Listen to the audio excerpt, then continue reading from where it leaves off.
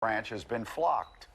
And so this is. And you love the flocked branch. Like all your trees have been flocked, or something's going on with them. They're all different colors. Yeah, I am into flocking trees. But that's only come over the last 5 years. So what I'm trying to bring up is you're going to bring a lot of stuff out of the crawl space or the attic or the basement or the garage. Right. Your Christmas ornaments that you've been keeping around for years. They may cause respiratory issues for some people. And not just the ornaments, the whole tree. Yeah. Researchers at State University of New York found that 70% of molds found in live trees can trigger severe asthma attacks, fatigue, and sinus congestion.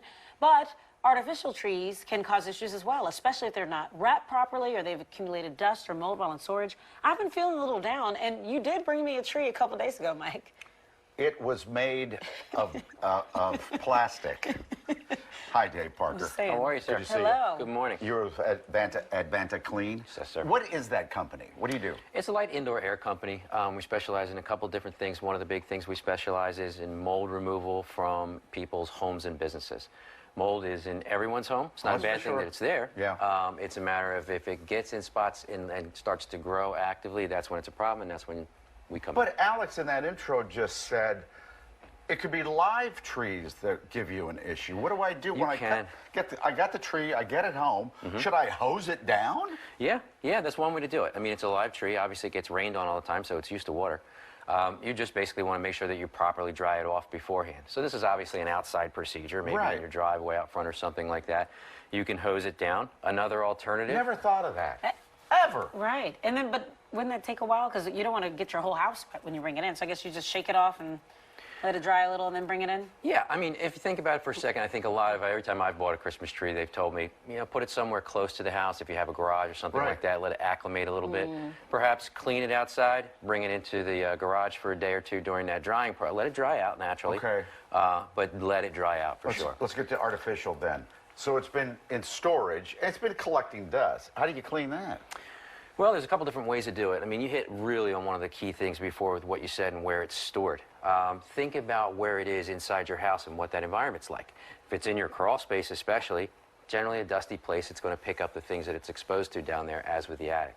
So to answer your question on how you clean it, a couple different ways. Hosing down an artificial tree, probably not the best bet. It's probably going to come apart if you do that. Okay. Think about using something like your leaf blower. Get it outside.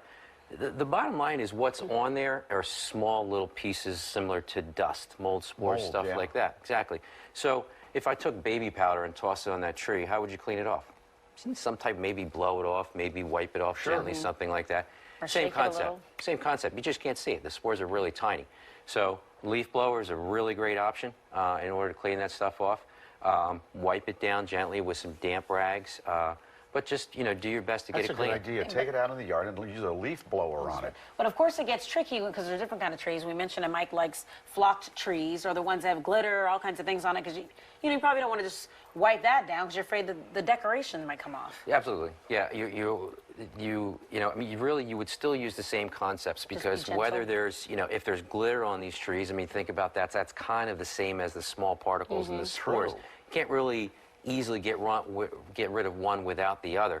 So, you can do your best to try to blow those off, but what you might want to think about before that is how you even store them to begin with to kind of prevent them from getting that dust on there. This is good for after Christmas, too. Just wrap the darn thing, right? So maybe we'll wrap it, put it in some type of a container that it's not going to be exposed to those elements that are in that area where you have the question.